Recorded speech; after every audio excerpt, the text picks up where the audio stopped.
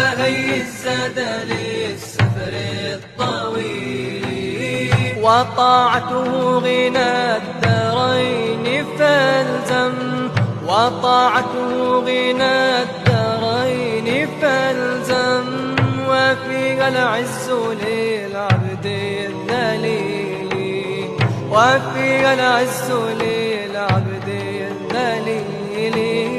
تبلغ بالقليل